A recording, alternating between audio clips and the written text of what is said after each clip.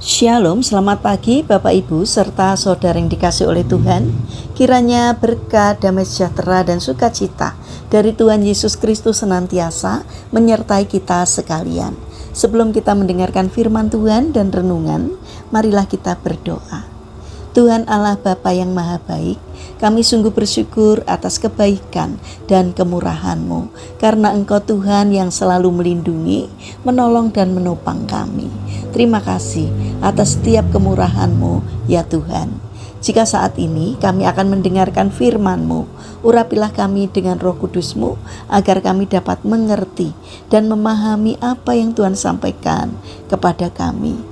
Bimbing hati kami agar iman dan karakter kami semakin hari semakin bertumbuh menjadi lebih baik, sehingga semakin berkenan di hati Tuhan.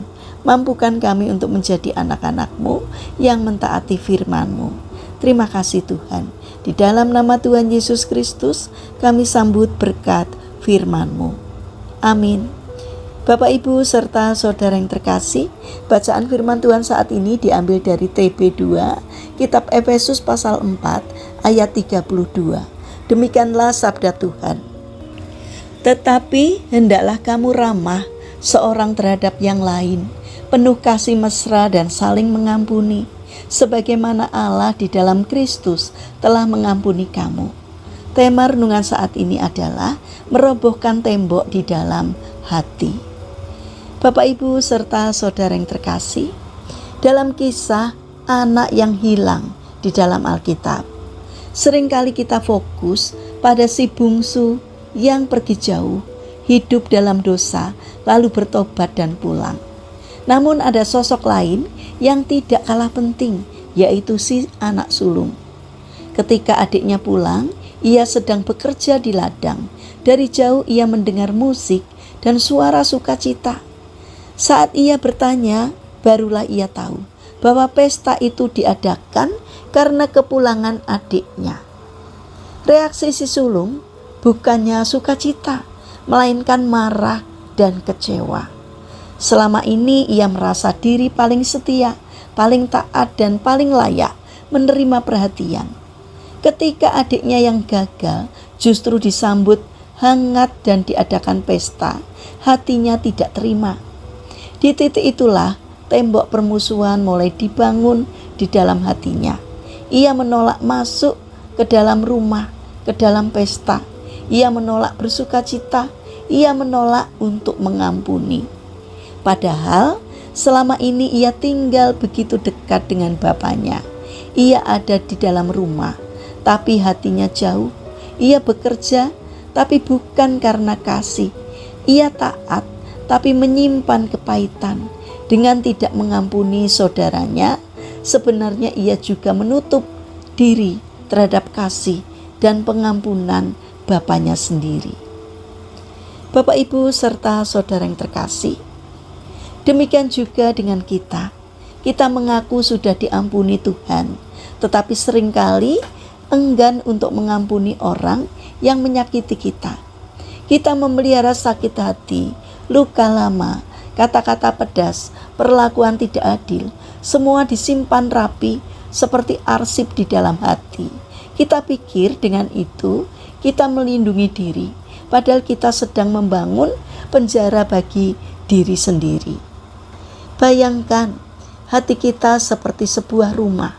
Setiap kali seseorang menyakiti kita dan kita memilih tidak mengampuni, kita meletakkan satu batu lagi di tembok yang memisahkan kita dari orang itu.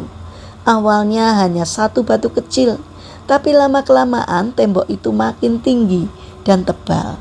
Sampai suatu hari kita menyadari bukan hanya orang itu yang ada di seberang tembok, tetapi juga sukacita, damai sejahtera, dan kepekaan terhadap suara Tuhan. Kita sendirilah yang terkurung di balik tembok yang kita bangun. Bapak Ibu serta saudara yang terkasih, kebencian dan kepahitan menguras energi, merusak kesehatan, dan mengganggu hubungan kita dengan Tuhan. Firman Tuhan mengingatkan kepada kita, hendaklah kamu ramah, penuh kasih mesra, dan saling mengampuni. Kita diminta untuk mengampuni bukan karena orang itu layak, tetapi karena Allah di dalam Kristus terlebih dahulu sudah mengampuni kita yang tidak layak.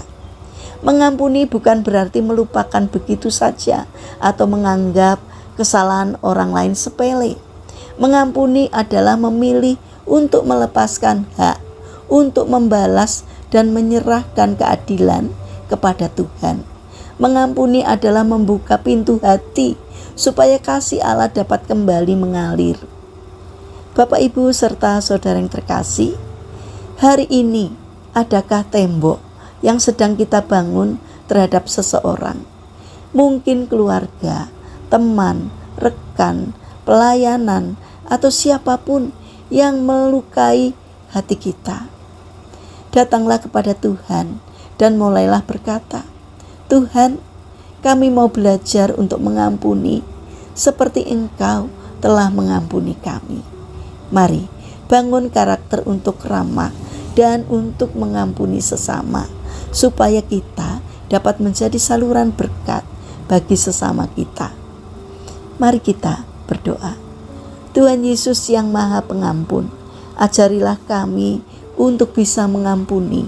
Ajarilah kami agar tidak iri dan benci terhadap sesama kami. Ajarilah kami, Tuhan, untuk memberikan kasih yang tulus. Bapa yang Maha Baik, kami berdoa bagi mereka yang terbaring sakit, kiranya Tuhan berbelas kasih untuk menjamah dan menyembuhkan. Bagi mereka yang mengalami pergumulan dalam hidupnya, kiranya Tuhan berkenan hadir untuk memberikan pertolongan. Selanjutnya kami ingin menyerahkan seluruh aktivitas kami hari ini ke dalam tangan Tuhan. Sertai dan berkati apapun yang boleh kami kerjakan, sehingga dapat mendatangkan berkat dan sukacita, tidak hanya bagi diri kami, namun juga bagi sesama kami. Terlebih kiranya apa yang kami kerjakan boleh berkenan di hati Tuhan. Terima kasih Tuhan. Di dalam nama Tuhan Yesus Kristus, Tuhan dan Juru Selamat kami yang hidup, kami berdoa. Amin. Puji Tuhan, Bapak, Ibu, serta saudara yang terkasih. Selamat hari Minggu, selamat beribadah. Kiranya firman Tuhan dan renungan hari ini dapat menjadi berkat bagi kita semua.